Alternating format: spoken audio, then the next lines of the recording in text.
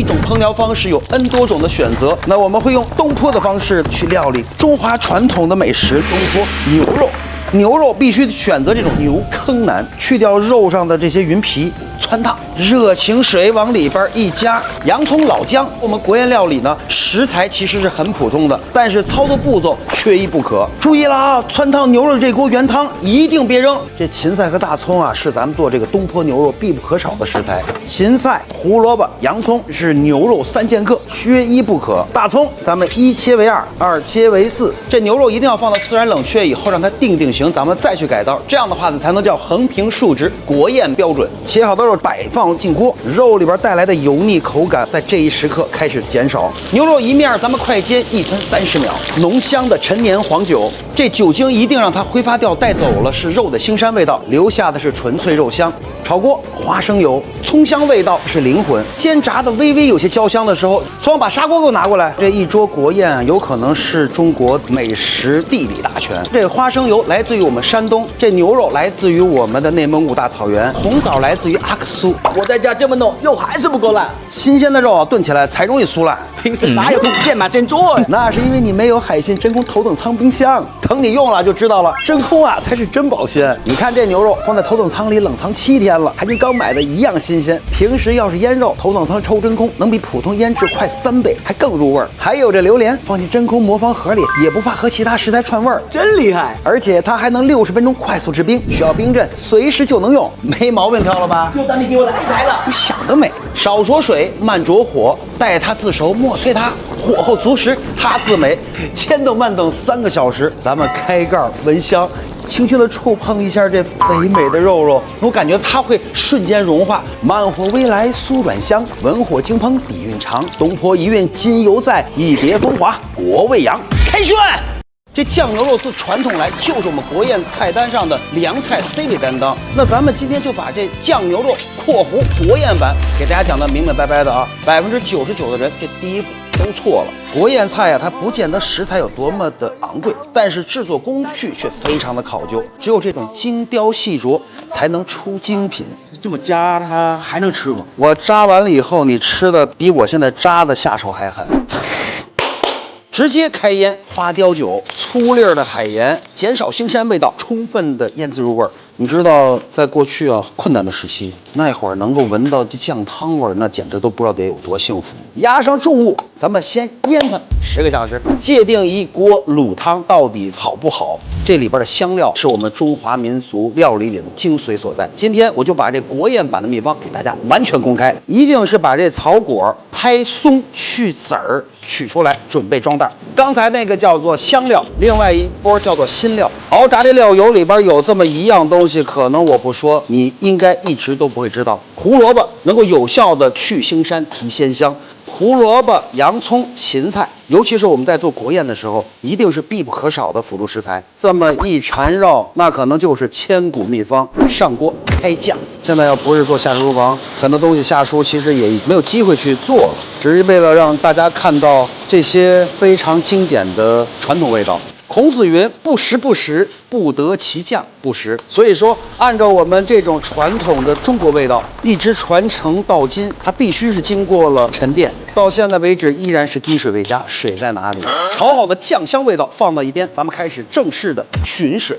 其实对于这些酱卤的菜肴的这个火候要求，不是像我们理解的那个，不就放到锅里边煮吗？真的不是，它是要分急火、慢火、无火，都是它整个的烹饪入味的过程。一定按照我的这个步骤，原封不动的去复刻一下。这锅汤真的是可以传10年、20年。你知道大家耳熟能详的潮州卤水和我们这北方酱汤，应该算是南北卤味的一个大碰撞。它这里边有什么样的根本的不一样？咱在评论区里交流一下。小火慢炖它1个小时。哇，这么香，高丽的酱得喝酒啊！必须的，试试这个陶缸陈年的毛铺草本饺呗。入口真顺溜。是啊，口感好着呢，里边还有5种草本精华。真不赖，感觉喝点没啥负担。一会儿酱牛肉出锅了，抿上2口，老得劲儿了。而且啊，醒酒还快，该炒菜炒菜，这手拿勺子倍儿稳。来，走一个。咱们小火炖煮了1个小时，切薄成片，这酱牛肉国宴版就能吃了。开涮！在锅里实现视觉味觉双盛宴，重于齐飞。遇到了酸爽可口的番茄，一口封神。腌肉很重要，通过更多的蔬菜，酸爽的柠檬去腥膻，调鲜香，这小味儿就俩味儿，高级。一边腌着鱼，一边处理番茄，一定得去皮儿，去皮儿再去皮儿，出热汤，过冰水儿，掀起了你的盖头来，这西红柿才能够快速的融化出沙。腌好的小鱼儿就只需要加上这薄薄的一层粉，排了队，摆摆齐。热锅凉油，前15秒千万别动它，让鱼快速的脱水，形成美丽的焦黄颜色。30秒轻松一翻，慢慢一转，它必须是满城尽带黄金甲。没吃过你翻锅这么清楚，我翻一条烂一条。先检查你的锅，回去多练练吧。前前后后，轻轻松松2翻，烹点花雕酒，煎香了鱼肉，煎出了鱼汁儿，不用刷锅，直接调味儿。葱姜一出香，西红柿一股脑儿倒进去，盐的渗透压可以快速的让西红柿出现酸爽的汁水，滴水未加，暴力的熬出番茄鲜果酱，小鱼儿再次回锅，放清水，最小的调味儿成就了最经典的味道。汤多一口，未减3分，浓缩的它都是精华。撒上几颗烫熟的小豌豆。阿聪干嘛呢？拿盘儿来呀！我还想种鱼蓉呢，可我把鱼全翻烂了。我不是说了吗？要想这厨艺高，得下功夫，也要会挑。你看哥这口锅，这是什么锅？好好啊！这是古镇酱的精铁锅，旋风垂纹工艺加工食物，达到双重物理不易粘的效果。这锅太轻了吧！它特意做了底厚壁薄、轻量化的设计，并且健康无涂层，超强不易锈。最重要的是，你看这新鲜的锅儿设计，端锅倒汤，省力还稳当，一锅就能满足全家人的需求。喜欢的话，快去看看，这就差不多了。拿盘子走。赤潮鼎沸月金陵，万尾蒸盘铁斧春，百炼炉门开锅日，藏明进化键盘针。开涮！世界吃鸡看中国，中国吃鸡必须看夏叔，经典中的经典，爆口烧鸡。